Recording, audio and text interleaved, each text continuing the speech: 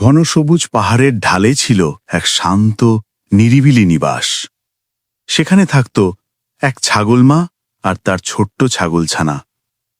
প্রতিদিন সকালে দুজনে একসাথে বেরোত।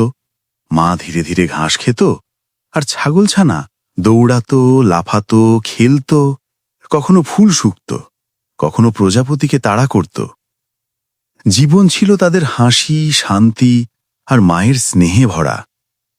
কিন্তু একদিন বিকেলে সবকিছু পাল্টে গেল। হঠাৎ জঙ্গলের দিক থেকে এক প্রচণ্ড গর্জন উঠল। কিন্তু ঠিক তখনই ঝোপ সরিয়ে সামনে এসে দাঁড়ালো এক বিশাল বাঘ। চোখে ক্ষুধার লাল আগুন।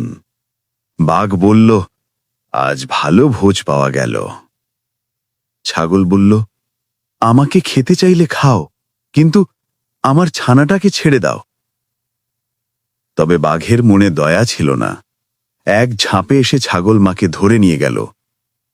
কিছুক্ষণের মধ্যেই জঙ্গল ভরল হাড় হিম করা এক নীরবতায়। দূরে লুকিয়ে সব দেখল ছাগলছানা। কাঁদতে কাঁদতে ফিসফিস করল, মা, আমি তোমাকে ছাড়া বাঁচব কিভাবে? সেই দিন রাতেই তার চোখের জল শুকিয়ে গেল। মনে জ্বলে উঠল প্রতিশোধের আগুন। শক্তিতে হারাতে পারব না, কিন্তু বুদ্ধিতে পারব।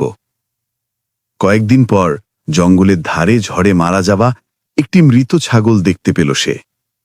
চারদিক দেখে নিশ্চিত হল কেউ নেই। তারপর ধীরে ধীরে গিয়ে সেই দেহে বিষাক্ত গাছের রস মাখাতে লাগল। রসটা এমন, প্রাণী খেলে মুহূর্তেই মৃত্যু। ছাগলছানা বলল, যা করেছে তার ফল তাকে পেতেই হবে। পরদিন দুপুরে ক্ষুধার্ত বাঘ আবার সে পথ বেয়ে আসল। দূরে মৃত ছাগল দেখে তার মুখে লোভের হাসি। বাঘ বলল, আজও দারুণ খানা, ভাগ্য ভালো আমার। সে মৃতদেহের ঠিক সেই অংশে দাঁত বসালো যেখানে বিষ মাখানো ছিল। কিছুক্ষণের মধ্যেই বাঘের চোখ লাল হতে লাগল, পা কাঁপতে লাগল, নিঃশ্বাস ভারী হয়ে উঠল।